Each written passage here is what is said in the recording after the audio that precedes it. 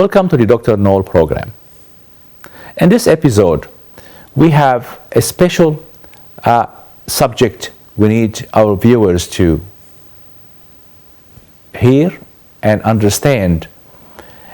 It's about gynecological cancer. For this special subject, we have invited Dr. Dr Campion, a senior staff specialist of the Gynecological Cancer Center, Royal Hospital for Women, Randwick. We were lucky enough and to have Dr. Campion accepting our invitation and give us the privilege to learn about what's important for our women and what ladies need to know about this specific subject. Welcome, Dr. Campion, and thank you very much for accepting our invitation. And we are looking forward to hear the real medical background of gynecological cancer. Well, James, thank you very much for involving me with the program. It's a privilege for me. I'm glad to be here. As we look at the different diseases, I guess, that can impact all of us through the course of our lives, as the population ages and also as we remove a lot of other causes of illness that traditionally were very serious threats to people's lives, as they become more manageable and removed, infectious disease, for example, cancer becomes more and more a problem that confronts pretty much every family. Our discussion this evening relates to women's cancer, and when you think of our mothers, our sisters, our wives, our partners, our daughters,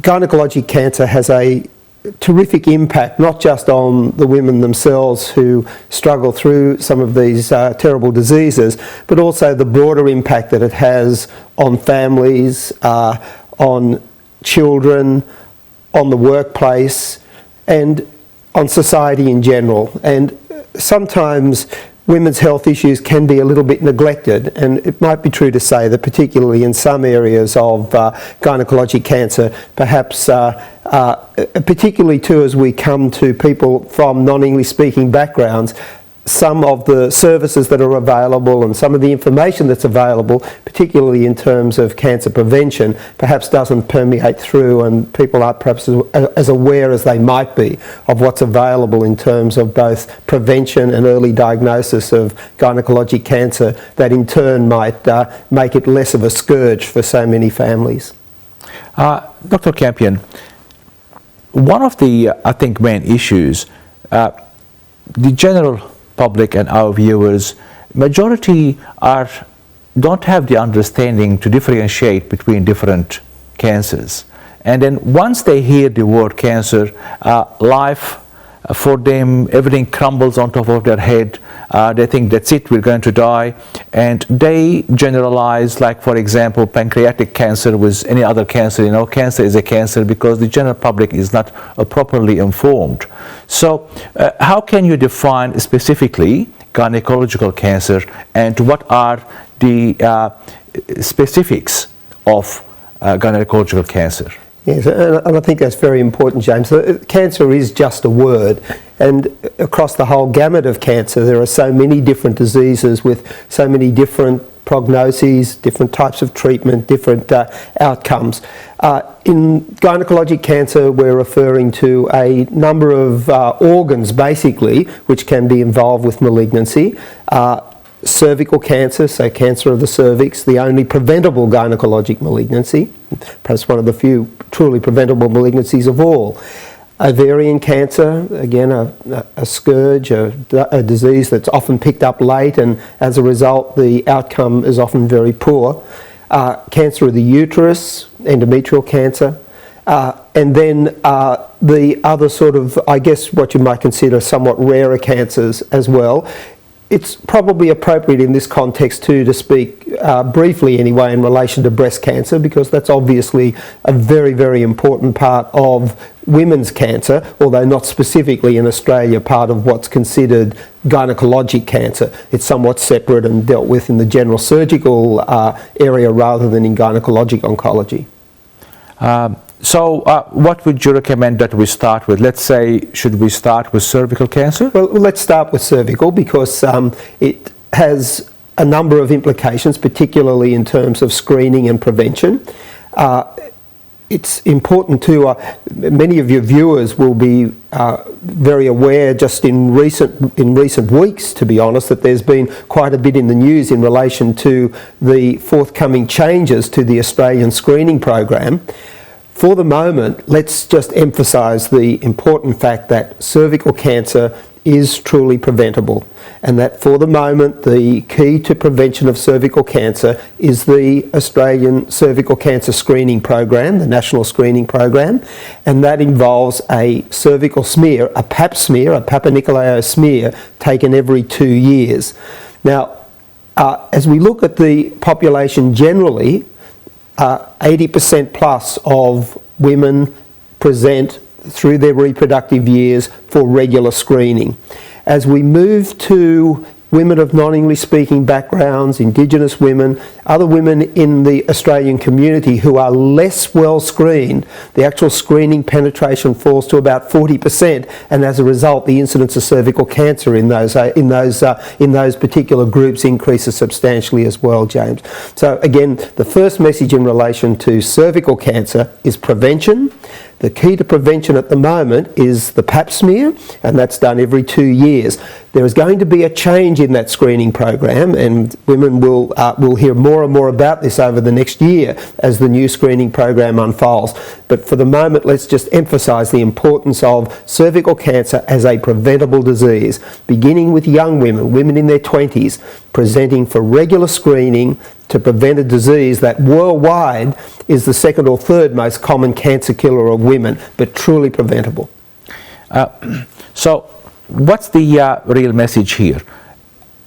Is the GP usually should ask the patient or whoever the ladies who are visiting them to do this, or the lady herself should ask for it, or what's the procedure? Yes, look, it's a bit of both, isn't it? Most cervical cancer screening, most pap smears are done in the primary care setting, so with general practitioners, but that might be following a presentation to a general practitioner for lots of other more general gynecologic indications. It might be for period-related issues, it might be for contraception issues, it may be for lots of other general gynecologic issues that women present to their doctor, and as a result of that, opportunistically, pap smears are taken. And the doctors will ask as to when women had their last pap smear, or if they've had a smear taken, so that this can be undertaken. And that will continue too with the new screening program. The important thing though is for women themselves also to be very aware of the fact that this is a preventable scourge. As we look right across the world, particularly in developing countries, so-called, the incidence of cervical cancer is vastly greater, for example, than breast cancer, which in Western countries is much, much higher than cervical cancer. Cervical cancer is something of a rare event in Western countries through screening. So that awareness is really important, that women themselves know that by asking for screening, they themselves can be acting proactively to prevent themselves from getting what is in fact a very, very nasty disease. So Dr. Campion, for example, if a pap smear returns a negative result, does that mean that they can be assured that everything is okay? Well, as you know, James, nothing in medicine is ever 100%. A negative pap smear is certainly a powerful reassurance, and it's very encouraging. But the reason that cervical screening is done repetitively is to allow for the fact that a smear may miss something on a single occasion. There is a false negative rate, but the most important thing is not to be put off by the fact that a screen one screen episode may miss something, that's not a reason not to get it done. You need to get it done and then done repetitively. With the new screening program, the screening interval will increase because the test which will be done will be that much more sensitive and give a greater power for a negative result. So a negative pap smear result is very reassuring. It doesn't necessarily mean that all if there was an abnormality there, it would definitely have been picked up. So that's why it's so important that women re-present for screening again at a later date. That interval's going to change with the new screening program because of different types of testing. But that perhaps is a discussion for another day as the new screening program evolves.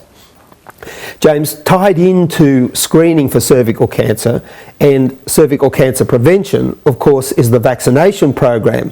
So most girls now in schools at age 9 or 10 will be vaccinated against the two most common types of the virus that causes cervical cancer. There are a couple of very important aspects about that. First of all, we ought to acknowledge the debt we all owe to the great Professor Ian Fraser from Queensland, a Scotsman working in Queensland and living in Australia now for a very long period of time, Australian of the Year several years ago, who developed the vaccine which now worldwide is being used in the fight against cervical cancer. The vaccination program in Australia begins with schoolgirls aged in the sort of 9 to 10, 11, 12 age group. So our girls will be receiving those vaccinations in school as part of their general vaccination program. As of 2 years ago, the vaccination was approved for boys as well and commenced about a year ago. Now, that vaccination program combined with screening offers the opportunity that cervical cancer could possibly be, certainly in developed countries where women have access to these technologies, could potentially be eradicated. Thanks, Dr. Michael. Just keep this thought. We'll get back after the break.